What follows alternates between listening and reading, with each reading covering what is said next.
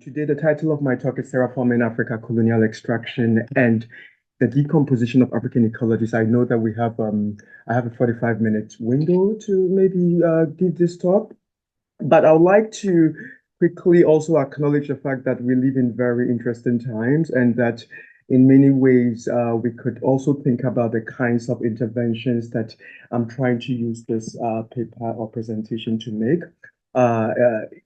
Situated in this context and thinking about what I'm calling terraforming, not merely as a geophysical process that unfolds or transforms the environment or ecologies, but also something that affects bodies and minds, in ways that are sometimes invisible. I have on the screen an image of headless mannequins garbed in or draped in what we call African wax print. And on that table is really like a drawing of the African map. This installation is by the Nigerian British or the British Nigerian artist Yinka Shonibari. It is called Scramble for Africa. It is really intended to convey a lot of meanings. So everyone in this room can actually look at this image and just give to it whatever meaning you find appropriate to you. That is what Yinka suggested, but it's called Scramble for Africa nonetheless. And I usually try to set the stage with this because what does it mean to have headless mannequins who sit behind a table to just divide Africa up, right? And what is Yinka trying to do here? In what ways is his installation really somehow poking fun, at the Berlin Conference or the Scramble for Africa as a project that unfolded in the 19th century? I always begin my presentation by actually even like setting the stage with the Blue Origin, which is Jeff Bezos's company that is seeking to, engage in interplanetary activities. So then on their webpage, Blue Origin begins with, "We are building a road to space for the benefit of Earth." I always ask, well, whose Earth is Blue Origin trying to refer to? Like when they invoke Earth, what Earth are they talking about?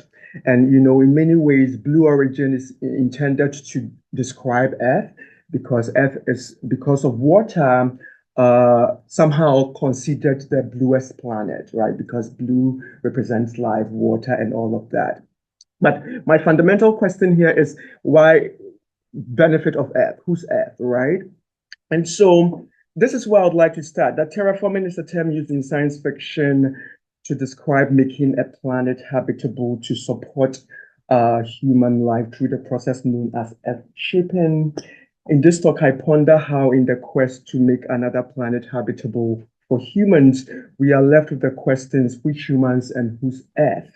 What ways of inhabiting the Earth would dominate these Earth-shaping endeavors? Whose parameters for making a space/place habitable would be adopted in the project to terraform other planets? At the De Young Museum in San Francisco, there's an incredible installation by the Dominican Republican artist Fireli Baez. The installation is called Law, New General Chart for the West Indies of E-Rice Projection, and it is named after the Black model in Edward Manet's Olympia of 1863. In the painting, Law is nestled in a pastoral setting, so you can see that. Painted onto a reproduction of the first English language sea atlas of 1794. The map depicts the infamous triangle traveled by British enslavers who took British manufactured goods to Africa and bartered them for kidnapped Africans, whom they enslaved, transported to the Americas, and exchanged for raw materials used in British factories. Now, Baez does something quite radical in the painting. She visually buries the map under a lash of composition in which figure and landscape appear to merge and bloom together. A visual tension that speaks to the Caribbean as a self-determined hybrid space of history and cultural identity. The map shows how the revolutionary ideologies that accompany the bodies of Africans exchange in the Caribbean humanize them beyond European objectification. Why begin a presentation that figures Africa in its title with a painting that conveys the composition and decomposition of the Caribbean archipelago using the Black female body? So if you can look very closely, you can literally see the map, the drawings by Wright, of Wright's projection of this particular geopolitical space. Evidently, the Caribbean tale is also an African tale. Hence, what better place to interrogate how colonization violently transforms spaces and bodies than from the Caribbean? Byas's painting presents a useful starting point to demonstrate how colonial processes terraformed Africa by violating its ecological integrity. And by ecological integrity, I mean those relational processes between African bodies and their geophysical environments, which, like Byas's painting, enabled figure and landscape to merge and bloom together. Not one producing or found on domination, the antecedents of this integrity is located in the shared equivalence between Africans and their natural environments. Hence, how did colonial habitation, to use the Franco-Antillean thinker Malcolm Ferdinand's terminology, disrupt African habitation? And what are some of the lingering consequences of the reterritorialization of African habitation that happened in the wake of colonial habitation? Byas's projection of law onto E. Wright's projection of the world, I maintain, undoes the terraforming that coloniality induced. So this is really an image of law. So law is really this Black figure that Manet often depicts in his paintings. And you see this figure of this Black woman in majority of his work. Wright was an English mathematician and cartographer whose works received attention from the likes of Queen Elizabeth I, and is reported to have provided the first mathematical basis for the Mercator projection. Regarded as one of the founders of the burgeoning field of navigational studies, Wright would assist the English Elizabethan globe maker Emery Molyneux to plot coastlines on his terrestrial globe. Through his work entitled Certain Errors in Navigation, Wright would establish himself as the god figure of the Mercator projection. The Mercator projection, named after its creator, Gerardus Mercator, is the projection that distorted Africa's size in relation to Europe and North America. Now I see over there that you have this wonderful map of Africa. How big is Africa? When I saw it, I'm like, oh, my work here is done. I don't need to give this presentation. We have one for you. Thank you. It was popular, this projection, the Mercator that is, was popular in the years of the transatlantic slave trade and colonization. The distortions yielding from map making, I argue, were foundational to the voyages undertaken during the triangular Atlantic trade in humans and commodities.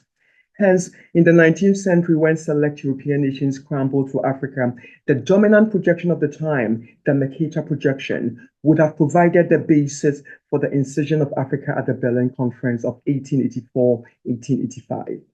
And this is how we came to mistake the map for the territory. So then the Berlin Conference really further mistakens, Africa's configuration, this geographic configuration, Orchestrated by Germany's first Chancellor Otto von Bismarck on the request of King Leopold of Belgium and leaders of Portugal, the conference brought together representatives from 14 nations, namely Austria-Hungary, Belgium, Denmark, France, Germany, Italy, Netherlands, Ottoman Empire, Portugal, Spain, Sweden, Norway, Russia, United Kingdom, and the United States. Organized with the intent to avoid a European conflagration in Africa, the conference was held without any African presence.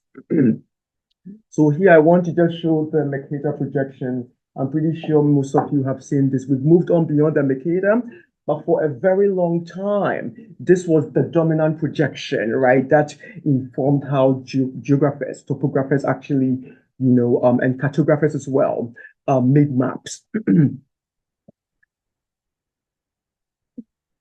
So the conference was held without any African presence. This African absence speaks to the ways in which racialized ideology circulating in the era, like the projections that informed geographic representations, not only deformed African subjectivities, but stripped away any exemplar of African agency. Hence, the Berlin Conference, by composing an African continent without Africans, not only decomposed African humans, but simultaneously recomposed them in a European project that effectively edited African humanity. The conference codified African ecologies by naming the loot of colonization using European vernaculars. So, for example, there's the Gold Coast, Ivory Coast, Congo. Cities are named Leopoldville and Brazzaville, and natural edifices are called Livingston Falls, Lake Victoria, etc. These examples represent how colonization terraformed Africa through an elaborate process of reterritorialization to serve European needs. And through their naming by and after Europeans, Africans and their ecologies were further diminished. Here, I suggest that the desire to terraform other planets is unequivocally an iteration of colonial desire. This desire is not only limited to the physical act of reterritorializing geographies for colonial habitation, but the ways in which bodies in these geographies equally experience terraforming. So I think, in the works of Alfred Crosby, who fundamentally focuses on ecologies in Latin America, he actually refers to the ways in which European projects in that part of the world attempted to create new Europes. So these were new European horizons that were actually trying to make these spaces habitable for Europeans. In other words, terraforming is not merely the terrestrial shifts marked by colonial occupation, but bodily and mental shifts induced by such occupation. And I think Fanon, in talking about the Algerian in a dying colonialism, where he really speaks to, the Algerian Revolution, talks about colonization not merely as just the occupation of territory, but also the occupation of the body as an ecology, right? Because the territories and the bodies in this particular context are always in a state of flux. Sheikh Anta Diop explains the intricacies of this occupation when he suggests that, and I quote, imperialism, like the prehistoric hunter, first killed the being spiritually and culturally before trying to eliminate it physically. The negation of the intellectual accomplishments of Black Africans was cultural and mental murder, which preceded and paved the way for their genocide here and there in the world. End of quote. Diop's words underscore the gratuitous violence that imperialism unleashed on African peoples. It also highlights how Africa's descent into negation required an infrastructure of knowledge production that eroded African humanity, including the excision of Africans from themselves. In the pursuit of this excision, and so because I'm an anthropologist, I'm also trying to embed anthropology within the system of knowledge production, right? To see, well, what role did anthropology play in this project to terraform Africa? In the pursuit of this excision, disciplinary anthropology will play a crucial role as it emerges on this historical occasion as the science of man. I've always been intrigued by the enigmatic position anthropology occupied in the age of imperialism. This is a period described by the German sociologist Norbert Elias as witnessing, and I quote, the full flowering of the civilizing process. That is, the acceptance of an ethos that attached great importance to the control of self-indulgent impulses. End of quote. Thus, as a discipline of culture which sought to study the control of self-indulgent impulses, anthropology fertilized the soils of the Western imagination that constituted the other. It is not surprising that anthropological knowledges ran the gamut of the deliberations unfolding at the Berlin Conference of 1884-1885, discussions which were profoundly shaped by the notions of the other as a human savage. Proclaiming that the savage needed saving lest they go extinct, anthropology produced a vast body of knowledges, both mainstream and marginal. These knowledges produced taxonomies and classifications that elevated Europeans over Africans. The imperialist Cicero wrote, invokes this superiority in his will when he declares, and I quote, "We are the first race in the world, and the more of the world we inhabit, the better it is for the human race. I contend that every acre added to our territory means the birth of more of the English race, who otherwise would not be brought into existence." End of quote. Rose does not make this statement in a vacuum. The ideology that fueled his sense of superiority was the product of the geography of imagination that the Haitian anthropologist Michel Trudeau argues produced the field of anthropology. In his essay, Anthropology and the Salvage Slot, Trudeau argues that disciplinary anthropology emerged in a historical context that did, and I quote, not address anthropology's relationship to the geography of imagination of the West, nor did it question the Salvage Slot. Thus, any interrogation of anthropology, he continues, requires a historicization of that larger discursive field, and thus an exploration of the relations between anthropology and the geography of imagination indispensable to the West. New directions will come only from the new vantage points discovered through such a critique, end of quote. Trudeau concerns are also shared by the Anglo-Zimbabwean anthropologist Peter Rigby, who maintains that although, and I quote, anthropologists rightly pride themselves on their ability to analyze, understand, and explain mythological and symbolic systems, yet they seldom address those associated with the provenance of their own discipline and the political economy and culture of its own gestation and development, end of quote. We see this lack of interest to address the broad historical context out of which anthropology emerges, exemplified by anthropologists' lack of critical engagement with the Berlin Conference. So one of the things I'm trying to do here, like I've been trying, and I'm looking forward to what the anthropologists in the room have to really help me figure out.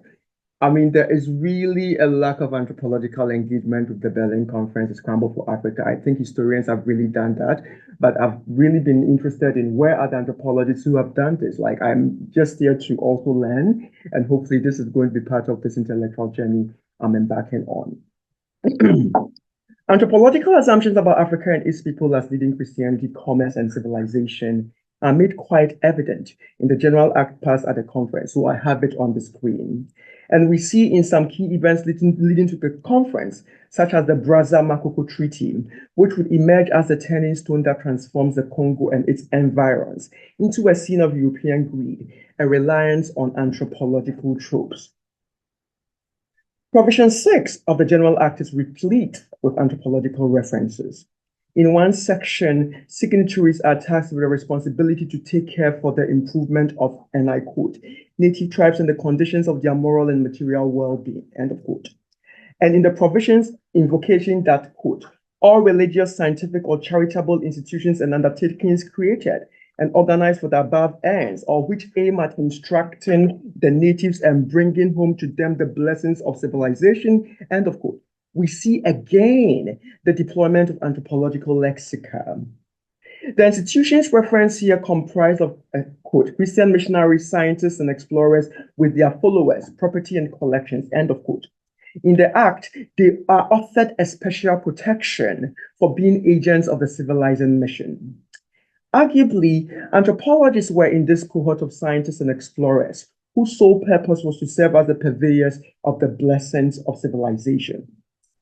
A civilization with the intent to expedite the extractive projects that exhausted Africa, anthropological knowledges of Africans, it goes without saying, was present in the pursuit of treaties between Africans and Europeans. The Brazza-Makoko Treaty of 1882-1883 is one example.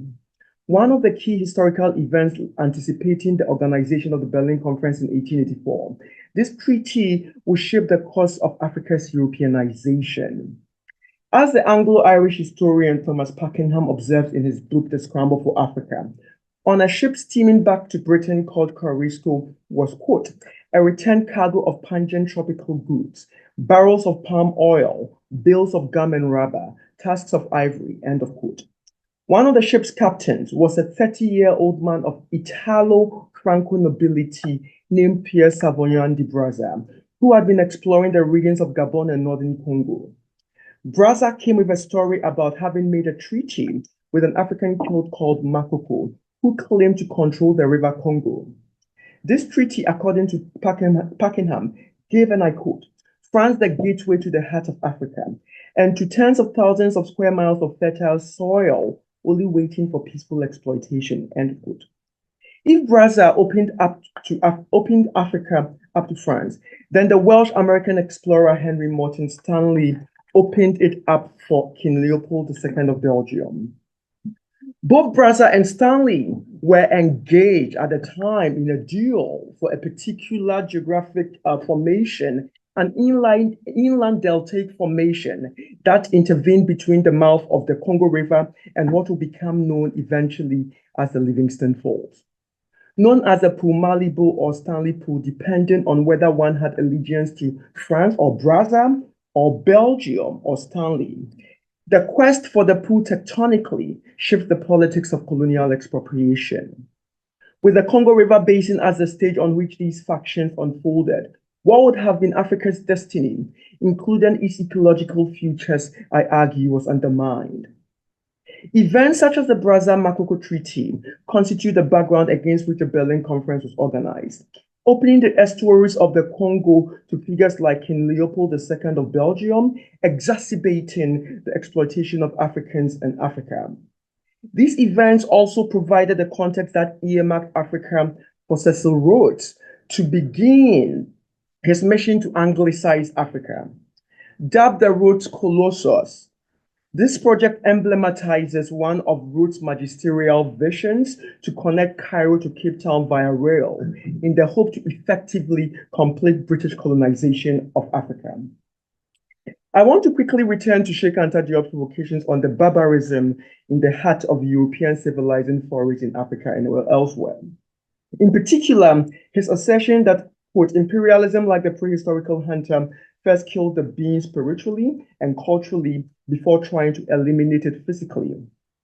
I use terraforming here to describe the elimination and erosion, whether through slow or expeditious violence, to unpack the ideological and material advances made by colonization.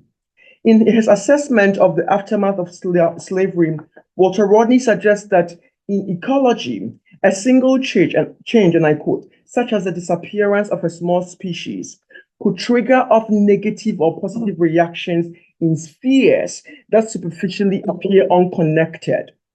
Parts of Africa left free by export trends in captives must have been affected by the tremendous dislocation in ways that are not easy to comprehend because it is so much a question of what might have happened, end of quote.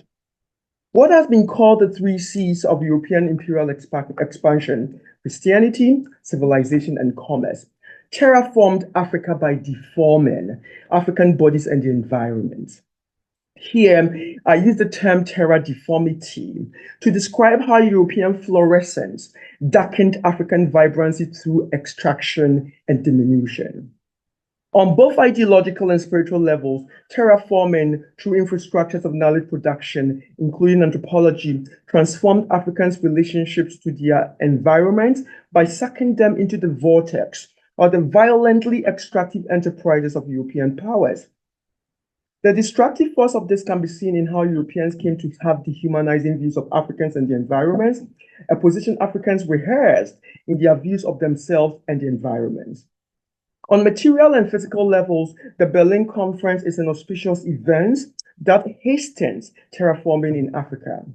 There, the anthropological knowledges of the Salvage Slot, seen in descriptions of Africa as a terra nullius, the heart of darkness, empty landscapes, and in need of the blessings of civilization, were put to use. In other words, the Berlin Conference, despite formalizing colonization efforts underway in Africa, accelerated the continent's absorption into a burgeoning global racist capitalist vortex. Undergirded by extractive capitalism and colonial environmental degradation, this capitalist order rewrote African ecological and colonial environmental, rewrote African ecological, excuse me. Sometimes you have to take your time on it. In other words, the Berlin Conference, despite formalizing colonizing efforts underway in Africa, accelerated the continent's absorption into a burgeoning global racist capitalist vortex. Undergirded by extractive capitalism and colonial environmental degradation, this capitalist order rewrote African ecological and bodily agencies. The engineering of African landscapes for extraction is seen in the emergence and expansion of plantation economies, which steamrolled indigenous economies and ecosystems. On these plantations, cash crops like rubber, cotton, coffee, and cocoa were introduced to serve European markets, undermining the diversity in indigenous agriculture. One only has to look at how rubber plantations in the Congo not only deformed the rich, loamy soils of that country, but also deformed the bodies of Congolese people through the mutilation of children, women, and men. If monoculture became the order of the day, often leading to soil depletion and biodiversity loss, so was the loss of human lives and the depletion of human worth, esteem, and bodily integrity. For instance, in West Africa, vast tracts of land were converted into cocoa plantations, disrupting local ecosystems and traditional farming practices. Colonial agricultural policies often led to widespread deforestation, contributing to desertification in regions like the Sahel and altering local climates. In Algeria, it is argued that the French left behind large holes in their exploration for oil, leading to a weakening of the terrain. Algeria was said to have one of the largest deposits of water beneath the Sahara at the time, which were depleted by the French exploration for oil in that region. We are in the holes created by colonization and now being told to fill it ourselves. The impacts of large-scale mining, example, gold extraction in Ghana, the extraction of diamonds in South Africa, and you see this even written in novels like King Solomon's Mines, right? That when Africa comes up, it's really for exploitation and extraction. Copper in the Congo, on African landscapes, water systems, and local populations were further exacerbated by the weaponization of infrastructure as domination. The construction of railroads, roads, and ports were designed not for the development and uplift of Africans, but to necessitate extraction and export, irreversibly altering geographic and economic structures. Another way this alteration unfolded was through the introduction by colonial authorities of non-native species, such as the Nile perch in Lake Victoria, aiming to boost fishery yields. However, these introductions often led to the decline or extinction of indigenous species, disrupting existing aquatic ecosystems. The story of the road infrastructure in Ghana is a telling example of how road networks and highways were intended to aid in resource extraction. According to a 2019 estimate, Ghana, it is noted, has a total length of 65,725 kilometers of roads, 28,488 kilometers of which are roads in urban areas, and 14,948 kilometers of which are asphalted. Based on this data, it means that there is 1.95 meters for each of the country's 33.79 million inhabitants. This does not take into account which roads are motorable and which roads are not. It has been noted that in 2019, there was 0.04 vehicles per inhabitant, placing Ghana at the bottom rank of the global table and an average of over 7,500 road deaths per year, which corresponds to 25 deaths per 100,000 people. In the USA, that statistic stands at 12.6, and it is 5.8 in Europe, and worldwide, it is 16.8. Ghana's is 25 per 100,000. It is important then to trace these post-colonial tragedies to the terraforming projects that made roads and rails serve as veins and arteries for resource extraction, rather than as highways for human upliftment. Thus, the form in which colonial reshaping of African landscapes unfolded took many iterations. From the introduction of plantation economies and monoculture, mining and resource extraction, the construction of dams that hydrologically transform these landscapes and their waterscapes. Against this backdrop, European colonial powers driven by economic exploitation systematically restructured Africa's ecologies, leading to profound and often detrimental changes. Rodney's How Europe Underdeveloped Africa exposes how the slow violence of Africa's terraforming deformed African ecologies. And, he anticipates Eric Williams, who suggests that our societies were both the cause and effect of the emergence of a capitalist-driven market economy. According to Sylvia Winter, this emergence would, quote, mark a change of such historical magnitude that we are all without exception still enchanted, imprisoned, deformed, and schizophrenic in its bewitched reality, end of quote. Today, we see the continuities of this deformed reality in the rise of multinational corporations that engage in resource extraction. The oil corporations in the Niger Delta and cobalt in the Democratic Republic of Congo are the new iterations of this bewitched reality that worsens the terra deformity of old. Our current climate crisis, the accompanying green colonialism with their paradoxes of carbon offsetting programs and conservation projects that displace local populations under the guise of environmental protection, reinforce, I argue, these terra deformities. Hence, infrastructure becomes a double-edged sword. And in modern development initiatives such as China's Belt and Road projects, for example, we see the echoes of colonial terraforming logic. Arguably, the model of earth shaping that made Africa suitable for Euro-American extraction has become the template for the colonization of space. So I want us to go back to the Jeff Bezos image I began this with. Terraforming as a colonial reproduction is replicated in fantasies to make planets, like Mars conducive for human habitation. Interplanetary extractivism and the current proposals for asteroid mining and planetary colonization reflect the same extractive logics that shaped African colonization. In light of these earthly exploits, how can we reframe sustainability today by learning from African histories of terra deformity to challenge dominant narratives about terraforming and planetary engineering? How can development be rethought in an anti-colonial and ecologically regenerative way? How can we apply historical lessons from Africa to challenge contemporary extractive projects, both on Earth and beyond? Finally, what would a case for ecological reparations in the wake of colonial environmental destruction look like? Using terraforming as a device to describe the colonial ideological and material transformations in Africa allows me to show how the Berlin Conference unfolded, drawing on the intellectual oxygen afforded by anthropology. The conference was the venue at which the links between ideological and material terraforming solidified, marking the entry of Africa and its peoples into a global racial capitalist system already terraforming the globe. The environmental rearrangements initiated at the Berlin Conference shaped Africa's ecological futures. They also inaugurated and consolidated an infrastructural imperialism, which legacies continue to be palpable today. And this is evidenced by the continent's emergence as paradoxically a site of extraction and deposition, an observation documented by the likes of Eric Williams, W.B. Du Bois, Carter G. Woodson, Walter Rodney, Kwame Nkrumah, Eslander Gudrobson, among other thinkers.